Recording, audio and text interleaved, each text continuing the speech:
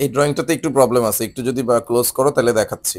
যেমন ধরো এই যে দেখো, হ্যাঁ, এটা আমরা যেহেতু এটা একটু গ্রিন কালার দিছি আউটসাইডটা, এই জন্য এরকম লাগতেছে। তবে এখানে মেইন যে সমস্যা সেটা হচ্ছে যে আউটসাইড যেটা, এটা কেন একটু মোটা করা হলো।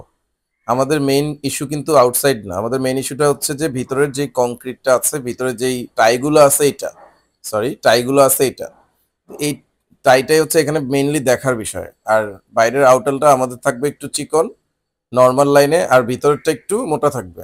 এই আমরা কাজ করার সময় কিন্তু এই জায়গাটা খেয়াল রাখতে হবে যে সবসময় যেইটা ফোকাল, আমার যেটা ইস্যু, যেটা আমি ড্রয়িং এর মাধ্যমে দেখাতে চাই মেইনলি, যেমন এখানে আমরা কি দেখাতে চাই, রড কতগুলো আছে, রাইট? তো সেইটা আমাদের বেশি মোটা থাকবে। আর বাকি জায়গাটা আমার যে ওভারঅল কংক্রিটের সাইজটা, মানে কলামের সাইজটা কিন্তু যে লাইনটা হবে এই লাইনটা খুবই নর্মাল লাইন দিয়ে হবে, ডিফল্ট লাইন দিয়ে হবে। এটা আমাদেরকে কিন্তু ঠিক করতে হবে এবং এটা সব জায়গায় খেয়াল রাখতে হবে। এবার আমরা একটু দেখি যে যে টেক্সটগুলো দিয়েছি, টেক্সটগুলো যে টাইটেল গুলা দিয়েছে এগুলো একটু দেখি। এখানে খেয়াল করতেছি দুই পাশে কিন্তু সমান নাই, রাইট? জায়গা উপর নিচে সমান নাই, আমাদের টেক্সটটা কিন্তু ঠিক মাঝ বরাবর থাকতে হবে।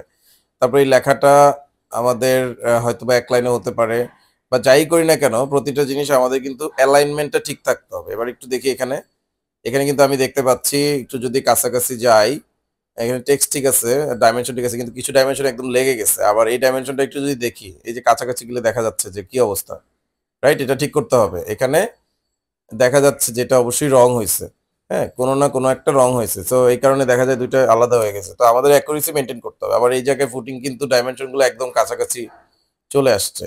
সো ডাইমেনশন দেওয়ার সময় অবশ্যই দুই পাশে, ফুটিং এর দুই পাশে সমান ডিস্টেন্স রেখে দিতে হবে। আমরা যদি এখানে দেখি সব জায়গায় কিন্তু আমাদের টেক্সট এবং ডাইমেনশনটা ভালোভাবে দেখতে হবে। যেমন এখানে কলামের নাম্বার এবং হচ্ছে ফুটিং এর নাম্বার দুইটাই কিন্তু মিলে গেছে। এটা কিন্তু একসাথে হবে না, এটা একটু গ্যাপ দিয়ে হবে, উপরে বা নিচে আমরা দিতে পারি। হ্যাঁ, তাছাড়া কিন্তু ডাইমেনশন সব জায়গায় এক জায়গায় একবারে কলমের সাথে মিশে গেছে। তো একটু গ্যাপ দিয়ে আমাদেরকে ডাইমেনশনটা প্লেস করতে হবে। এই পুরাটা একটু দেখি। আচ্ছা, এবার এখানে ফুটিং এর কাজ মাত্র শুরু হয়েছে। তো ঠিক আছে, এগুলো একটু কারেকশন করি, আস্তে আস্তে কিন্তু আমাদের ইমপ্রুভমেন্ট হবে এবং জিনিসগুলো এখন থেকে বুঝে গেলে আমরা ফিউচারে কাজ করতে আমাদের জন্য সহজ হবে। ঠিক আছে, আমরা তাহলে কন্টিনিউ করি।